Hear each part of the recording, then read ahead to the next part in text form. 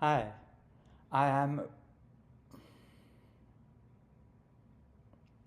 Imagine there is an eye, and imagine there are a bunch of objects that this eye can see.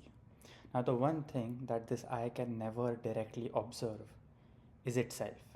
It can see an image of itself, a photo or a reflection, but never really the real thing. More generally, the observer and the observed cannot be the same thing. The eye is collecting vision data along with data about itself, whether the vision is blurry or if my eyes are closed or open, things like that. And all of this data is observed and the mind is observing it. Again, the eyes and the mind are not the same thing.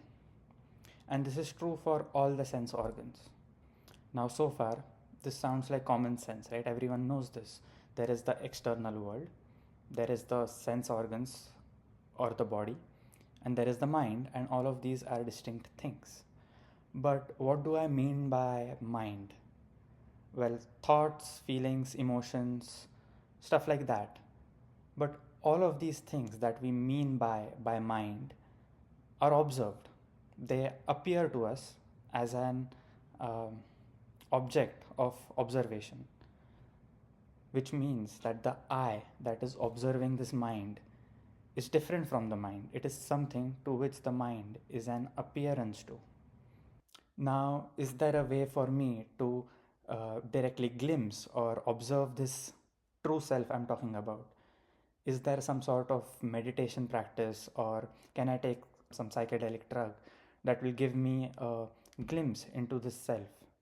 Well, whatever I do end up observing is now the observed, and I am the observation. So, and these things can never be the same thing. So, no. This mysterious thing that is observing the mind, and through the mind observing the body, and through the body observing the external world, is what the Vedantic philosophies called Atman, or the self, also sometimes called as Sakshi, which means witness. This self that we are talking about, the Sakshi or the Atman, cannot exist in the physical space because things in the physical space can be observed by the mind. It cannot also be in the mental space. Things of the sort of imagination or thoughts or feelings or emotions, things like that, because that is observed by you. This self or the Atman, which is this mysterious thing that does not have physical existence, cannot have a mental existence, where is it? But to answer that, we must answer what reality is like, because this reality has the self, right? And more specifically, we need to answer what the most fundamental level of reality is like. What do I mean by more fundamental? Well, this spoon is real, but the steel it is made from is also real. If I melt this spoon and turn it into a fork or a knife, then the spoon will stop existing, but the steel will continue to exist. So, in this case, the steel exists on a more fundamental level than the spoon. And similarly, the carbon and the iron molecules that are making the steel are more fundamental than the steel. So, we want to ask that what is the base of this levels of existence? Now, whatever is at the base of the existence cannot be further divided into components, because then those components would be more fundamental. So it is indivisible, and it cannot also be limited in any aspect, because if something is limited, then whatever is limiting it now becomes part of the fundamental reality, and this can go on till there are no limits. Now, when we are trying to explain this world around us and we are trying to figure out what is most real, well, to us it feels like things are real, but more specifically, the experience of things are real. So, for example, when I'm saying that this spoon is real, or it exists, what I'm saying is that I can see the spoon, I can touch it, I can smell it, I can feel it, etc. So the spoon could be fake as long as my experience of it through my senses is real.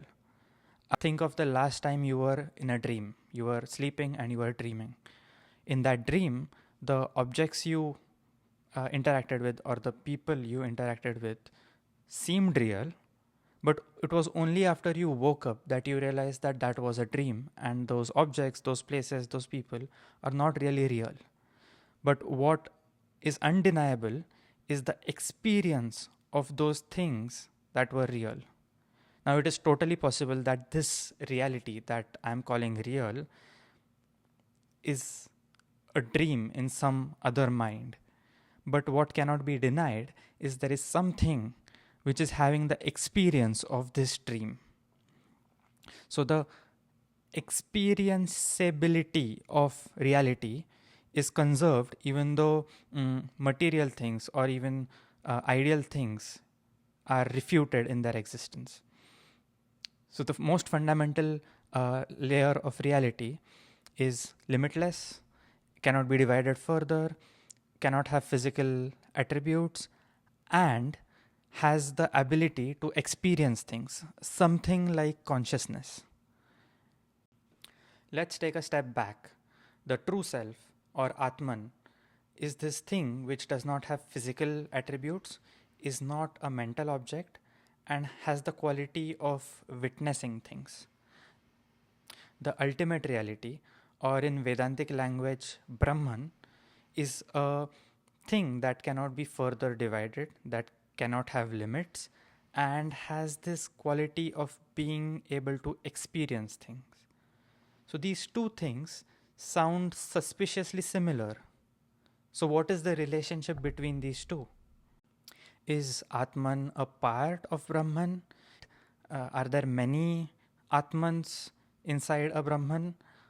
Is the Atman a shadow or a image of Brahman in some sort? How you answer this question is going to determine what flavor of Vedantic thinker you are. And if you subscribe to the Advaita Vedantic philosophy, then you would say that the Atman and the Brahman are the same exact thing. They are identical. If you have heard phrases like Aham Brahmasmi, this equality is what it is referencing to. Now, if the real me is the same as the ultimate reality, if I am limitless, unbound, undivisible consciousness, then why do I feel so limited? Why do I feel limited by my body, by my thoughts, by this physical world? I certainly don't feel like I am the universe. Advaita Vedanta explains this using something called Maya, but more on that in a later video.